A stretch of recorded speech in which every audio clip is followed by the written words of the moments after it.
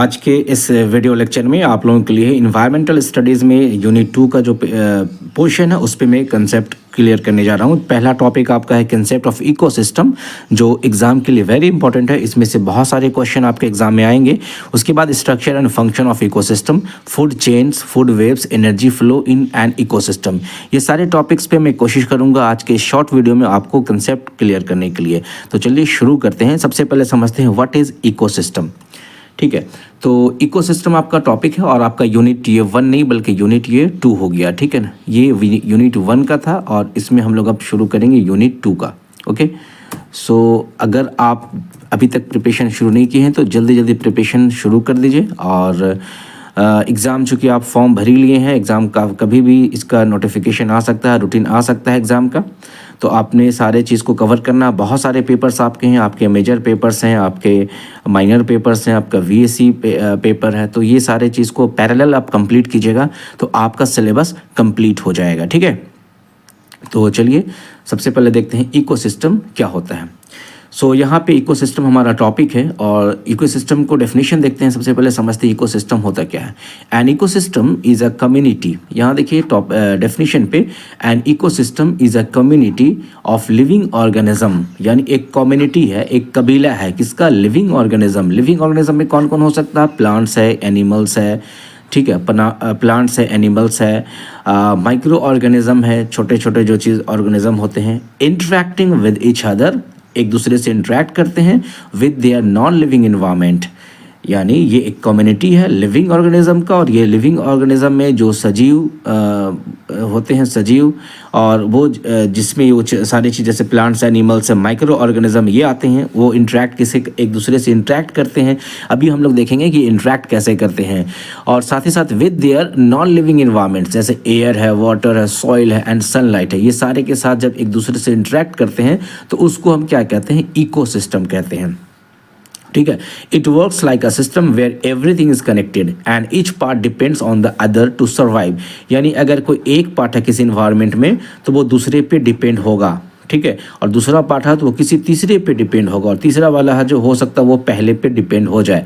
एक दूसरे पे निर्भर होना, एक दूसरे पे डिपेंड होना, किसके लिए, सर्वाइव करने के लिए, जिंदा रहने के लिए, अपने जीवन को पास करने के लिए, ये सारी चीज़ें जितने भी है यहाँ पे ऑर्गेनिज्म है वो एक दूसरे पे डिपेंड होती है। इसको हम कहते हैं इकोसिस्टम। ठीक है, अब देखते हैं कंपोनेंट्स ऑफ एन इकोसिस्टम क्या होता है। कंपोनेंट्स मतलब इकोसिस्टम बनता है क्या है। इकोसिस्टम एक सिस्टम है, ये किस चीज़ से मिलकर बनता है। सबसे पहले देखेंगे नंबर 1 में बायोटिक कंपोनेंट्स में है।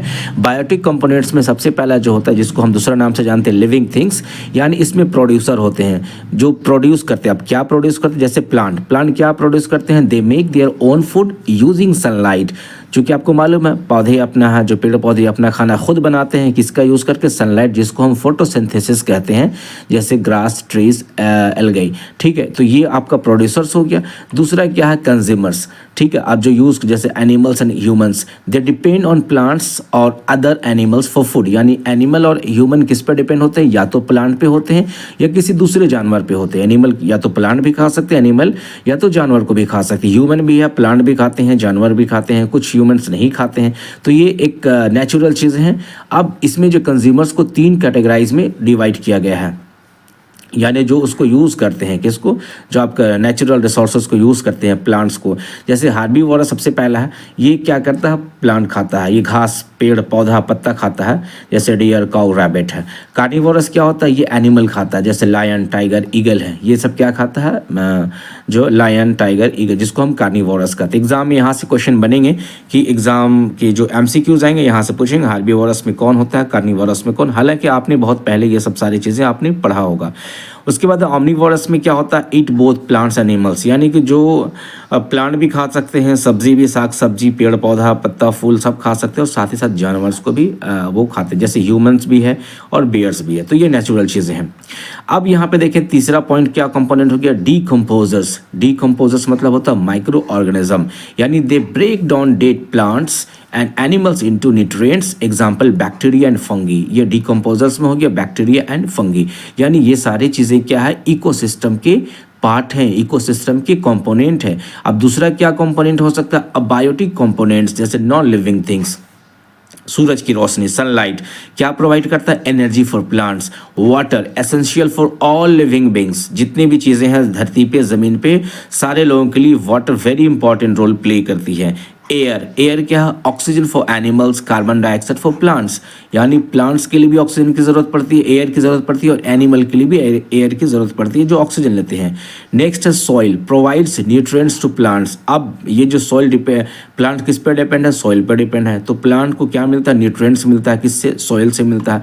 उसके बाद है टेम्परेचर, यानी टेम्परेचर क्या है? Affect the survival of organism, जितने भी जीवित चीज़ें हैं वो सारे को टेम्परेचर चाहिए, एक पैमाना पे, एक मेजरमेंट के अकॉर्डिंग उन्हें टेम्परेचर चाहिए, तापमान चाहिए। तो ये हो गया आपका दूसरा कंपोनेंट।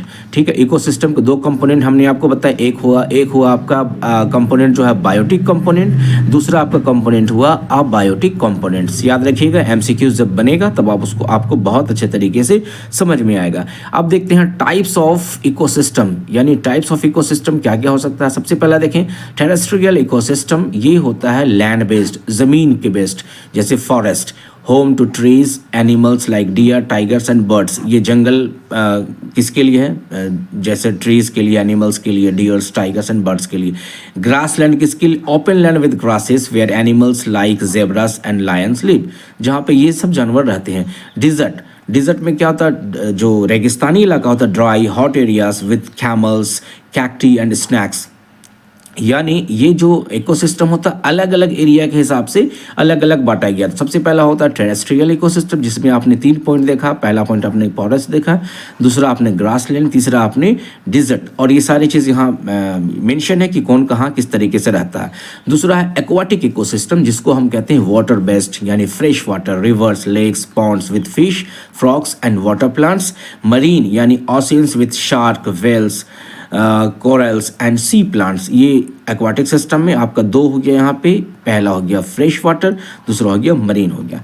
अब यहाँ पे देखेंगे एग्जाम्पल ऑफ एन इकोसिस्टम, यानी कि एक कोई एग्जाम्पल देखते हैं इकोसिस्टम का, तब आपका कंसेप्ट और क्लियर हो जाएगा। जैसे अगर हम पॉन्ड इकोसिस्टम में देखते हैं, अब ये पॉन्ड इकोसिस्टम क्या होता है? पॉन्ड में आप देखेंगे यहाँ पे, जैसे a pond is a small ecosystem. Ecosystem क्या है? एक इन्वायरमेंट है, ठीक है ना। इकोसिस्टम को आप ऐसा समझेंगे, एक इन्वायरमेंट है जहाँ पे बहुत सारे जीव जंतु एक दूसरे रहते हैं और एक दूसरे पे डिपेंड होते हैं। अब पॉन्ड मतलब क्या? तालाब होता है। Is a small ecosystem where different organism live together, जिसमें अलग अलग ऑर्गेनिज्म एक साथ रहते हैं, जैसे प्लांट भी रहते हैं, ठीक है ना।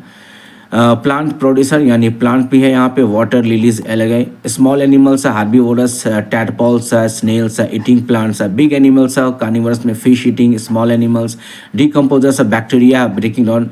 ये सारी चीज़ें जो है आपका पॉन्ड इकोसिस्टम के बारे में बता रहा है, ठीक है। उसके बाद वाटर है, सनलाइट, वाटर में है sunlight and soil help in maintaining the balance. ये सारी चीज़ें जो है एक दूसरे पर डिपेंड है, और हर एक चाहे वो लिविंग हो या नॉन लिविंग हो एक दूसरे पर डिपेंड है। नॉन लिविंग यानी कि रिसोर्सेज का यूज़ करके लिविंग थिंग अपने लाइफ को सर्वाइव कर रही, और फिर आप देखेंगे बहुत सारी चीज़ें एक दूसरे पर कैसे डिपेंड करती हैं आगे के लेक्चर में।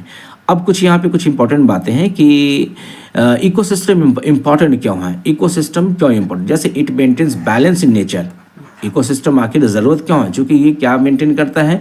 नेचर का जो बैलेंस है। जैसे अगर मैं बोलूँ ये घास है, ठीक है ना, अब घास यहाँ पे है तो घास को किसने खाया? रैबिट ने खाया। अब रैबिट को किसने खाया? रैबिट को कोई जो आपका कार्निवोरस है वो खाएगा, ठीक है ना। यहाँ पे देख लेते हैं थोड़ा हम इसको आगे चल के, ये चीज़ें हैं यहाँ पे, ठीक है। जैसे रैबिट क्या हो गया आपका? हार्बीवोरस हो गया। अब यहाँ पे लाइन है, ये कार्निवोरस हो गया। तो जो हार्बीवोरस है वो प्लांट खाएगा, कार्निवोरस जो है वो आपका जो एनिमल्स को खाएगा। तो इकोसिस्टम इस तरीके का पूरा एक चेन सिस्टम है, एक दूसरे पे डिपेंड है, हर एक को एक दूसरे से खाना चाहिए, ठीक है। अब यहाँ देखिए दूसरा पॉइंट नंबर पे क्या बोल रहा है? It provides food, oxygen and shelter for living beings. Obviously खाना प्रोवाइड करता है। जैसे कि ये रैबिट, ये घास किसके लिए है? रैबिट के लिए है। रैबिट किसके लिए है? टाइगर के लिए है। तो खाना प्रोवाइड किया, ऑक्सीजन प्रोवाइड किया, ऑक्सीजन जिस तरीके से एयर से ऑक्सीजन मिल रहा है, शेल्टर रहने के लिए घर, लिविंग बींग्स, ये सारी चीज़ें जो इकोसिस्टम एक पूरा का पूरा फैमिली डिफरेंट ऑर्गेनिज्म के लोग मिल के रहते हैं, और वहाँ पे जो चीज़ें हैं एक दूसरे पे डिपेंड होती हैं। It recycles nutrients through decomposers, और जो न्यूट्रिएंट्स होता है वो रिसाइकिल होते हैं। अब यहाँ कुछ कंक्लूजन है, वहाँ पे देखते हैं इसको इस तरीके से समझिए, an ecosystem is like a big family where each member has a role. Ecosystem एक फैमिली मेंबर टाइप का है। हालांकि बहुत सारे लोग साथ में तो नहीं रह पाएंगे, लेकिन हर एक का अपना अपना रोल होता है, अपना अपना जॉब होता है। If one part is disturb, अगर कोई एक पार्ट डिस्टर्ब, जैसे लाइक कटिंग ट्रीज और पॉल्यूटिंग वाटर, यानी अगर पेड़ को काट दिया जाए जंगल से या पानी को दूषित कर दिया जाए तो पूरा का पूरा सिस्टम उससे पीड़ित हो जाता है। पानी अगर पेड़ काट दिया जाए तो जंगली जानवर नहीं रह पाएंगे, पानी दूषित होता है तो पानी में रहने वाले जो एक्वाटिक एनिमल्स होते हैं वो उसको डिस्टर्ब होगा। That's why protecting ecosystem is important for the survival of all living beings. इसलिए हम ह्यूमन की जिम्मेदारी होती है कि हम इकोसिस्टम को प्रोटेक्ट करें सारे के सारे लिविंग बींग्स के लिए।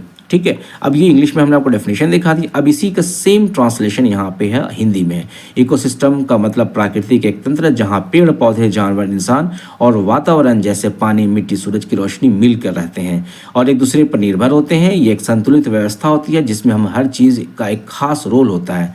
अब इसके भाग कौन कौन, जैसे मैंने बताया बायोटिक कंपोनेंट्स। बायोटिक में सबसे पहले पौधे प्रोड्यूसर है, ये सूरज की रोशनी से खाना बनाते हैं जैसे पेड़ घास फूल। यानी अब ये पेड़ अपने आप को तो बना लिया, लेकिन ये किसके लिए बनाया, ये शाकाहारी हार्बीवोरस के लिए बना दिया जो सिर्फ पौधे खाते हैं जैसे गाय हिरन। जानवर जैसे कंज्यूमर्स क्या है, ये पौधे या दूसरे जानवरों को खाते हैं। ठीक है, मांसाहारी आपको पता है सर्वोहारी ओमनिवोरस जो पौधे भी खाते हैं जानवर भी खाते हैं। ठीक है ना। अब डीकम्पोजर जो होता है यहाँ पे देखें सड़ाने वाले जीव, जो मरे हुए जीवों को सड़ाकर मिट्टी में मिला देते हैं जैसे फंगस बैक्टीरिया। याद रखिएगा डीकम्पोजर्स क्या होता है। आपका क्वेश्चन हिंदी में भी आएगा, कुछ लोगों ने कमेंट किया था क्वेश्चन किस में आएगा, तो ऑब्वियसली बहुत सारा ज़्यादा चांसेस है कि आपका क्वेश्चन हिंदी और इंग्लिश दोनों में आएगा। जिस तरीके से आपका सेमेस्टर 3 में एसएससी पेपर का आया था सेम क्वेश्चन यहाँ पर आएगा। आपने इंग्लिश पे पढ़िए हिंदी पे पढ़िए, लेकिन आप सही जवाब लगाइएगा। ठीक है, तो ये हो गया आपका ये सड़ाने वाले चीज जिसको हम डीकम्पोजर कहते हैं। दूसरा कंपोनेंट क्या था, बायोटिक कंपोनेंट जिसको निर्जीव चीज़ें भी कहते हैं, सूरज की रोशनी पानी हवा ये सारी चीज़ें हैं। उसके बाद आप देखेंगे मिट्टी तापमान भी बहुत ज़रूरी है क्योंकि ये इन्वायरमेंट को कंट्रोल करता है, मौसम को नियंत्रित करता है। इकोसिस्टम के प्रकार ज़मीन वाले इकोसिस्टम जो ज़मीन में रहते हैं जैसे जंगल मैदान में रेगिस्तान में। पानी वाले इकोसिस्टम में जैसे नदी झील तालाब मछली मेढक, समुद्र में व्हेल शार्क रहते हैं। अब जैसे यहाँ पे तालाब का उदाहरण है कुछ, जैसे पौधे में कमल जलकुंभी छोटे जीव मछली मेढक, ये सारी चीज़ें जो है आप देखेंगे यहाँ पे जो तालाब यानी अभी हमने आपको जो पौंड का दिखाया था वो चीज़ें यहाँ पे आपको पता चलेगा कौन कहाँ पे रहते हैं। अब ये क्यों ज़रूरी, अभी हमने आपको बताया था कि चूँकि बैलेंस करने के लिए और खाना ऑक्सीजन एक दूसरे को मिलने के लिए, फिर मिट्टी को फर्टाइल बनाने के लिए। अब कुछ यहाँ पे कंक्लूजन है, अगर जंगल को काटेंगे या पानी को गंदा करेंगे तो इकोसिस्टम बिगड़ सकता है, इसलिए हम प्रकृति की हमें रक्षा करनी चाहिए। आई होप कि ये सारी चीज़ें आपको इकोसिस्टम के बारे में समझ में आया होगा। अब देखते हैं दूसरा टॉपिक क्या है, फूड चेन। दूसरा टॉपिक उसी यूनिट का यूनिट 2 का food chains food webs energy flow in an ecosystem. ये क्या होता है इसको देखते हैं। फूड चेन को डायरेक्टली हमने हिंदी में लिखा, यानी एक चेन बनता है खाना का चेन, कौन क्या खाता है उसको कौन खाता है, यह आपने क्लास 7, 8, 9 में पढ़ा होगा। खाद्य श्रृंखला जो होता है एक के बाद एक जीवों द्वारा भोजन ग्रहण करने की प्रक्रिया। इसमें यह दिखाया जाता है कि ऊर्जा एक जीव से दूसरे जीव तक कैसे पहुंचती है, क्योंकि खाना खाने से एनर्जी होता है। अब देखें यहाँ पे सूरज की रोशनी से जो पौधे अपने खाना बनाते हैं, पौधे को कौन शाकाहारी लोग खाते हैं, शाकाहारी को मांसाहारी खाते हैं जैसे बाज और ये सारी चीज़ें। तो आपने देखा ये जो है फूड चेन है इस तरीके का।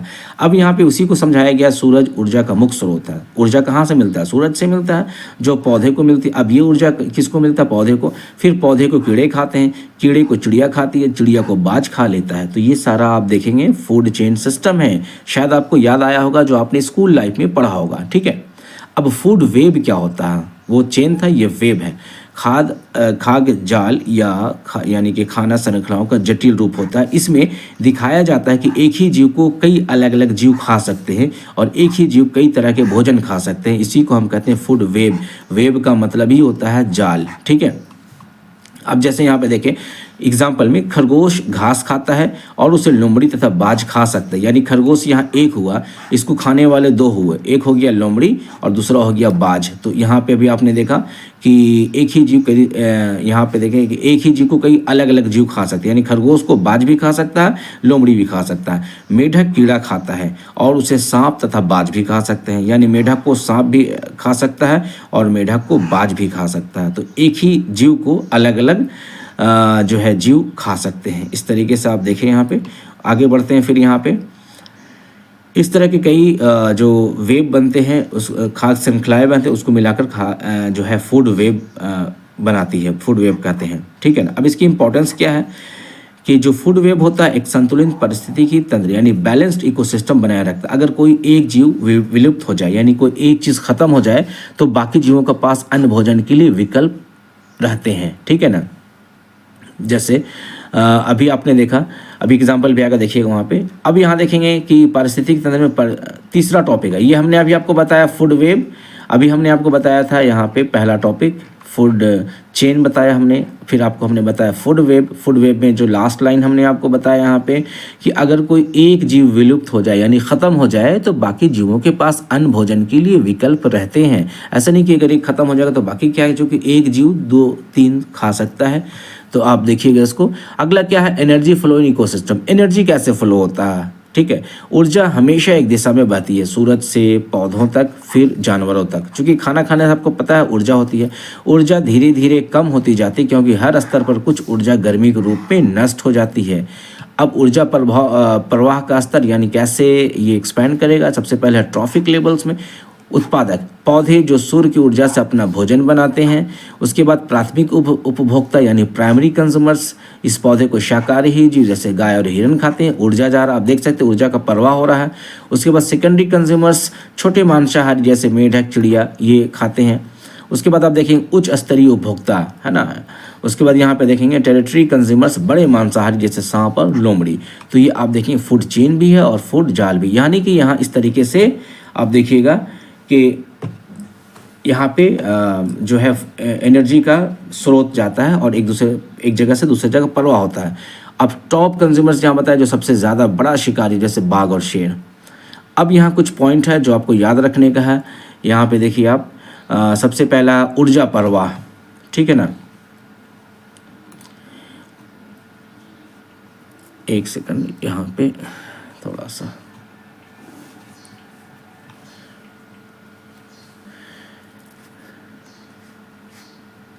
ऊर्जा प्रवाह जो है यहाँ पे ऊर्जा प्रवाह का नियम क्या है, केवल 10% ऊर्जा अगले स्तर तक जाती है, बाकी नष्ट हो जाती है और इसे 10% नियम कहते हैं, याद रखिएगा।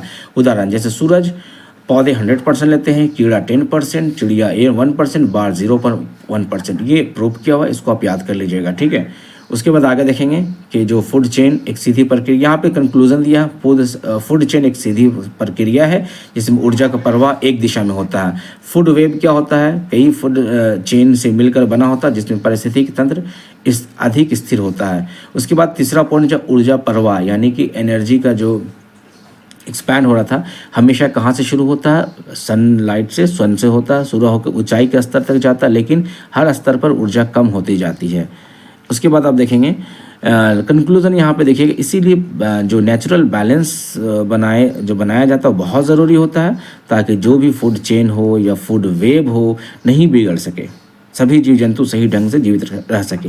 यानी इकोसिस्टम को समझना इसलिए ज़रूरी कि हम जिस इन्वायरमेंट में रहते हैं, हम क्या खाते हैं, क्या पीते हैं, कैसे रहते हैं, हमें जो खाना मिलता है वो कहाँ से आता है और जिसको हम खाते हैं वो अपने आप को कैसे प्रिपेयर करते हैं, ठीक है। तो ये पूरा का पूरा एक जाल है, एक सिस्टम है। अगर इस तरीके से आप देखेंगे, डायग्राम भी अगर आप गूगल करेंगे तो आपको निकल जाएगा फूड वेब का, फूड, और आप देखेंगे फूड जो है आपका चेन का एक का डायग्राम आपको देखिएगा तो आपको बहुत अच्छे तरीके से समझ में आएगा कि इकोसिस्टम क्या है। यानी एक फैमिली की तरह है, सारे मेंबर्स एक सिस्टम में, एक फैमिली में रहते हैं, एक दूसरे पे डिपेंड होते हैं, एक दूसरे को एनर्जी के रूप में एक दूसरे को एक्सेप्ट करते हैं, खाते हैं। तो ये आई थिंक आपका यूनिट 2 का टॉपिक यहाँ पे जो मैंने आपको बताया इकोसिस्टम, और दूसरा topic food chain, food web और एनर्जी प्रवाह, ये हमने आपको बताया। इसमें से बहुत सारे क्वेश्चन बनने वाले हैं MCQ। तो अगर आप ये कंसेप्ट अगर आपको अच्छे से क्लियर है तो आपका MCQ बहुत अच्छे से जाएगा, एग्जाम बहुत अच्छे से जाएगा। फिर मिलते हैं नेक्स्ट वीडियो के साथ। आप अपना अच्छे से तैयारी कीजिए, अपना ख्याल रखिए। Thank you very much.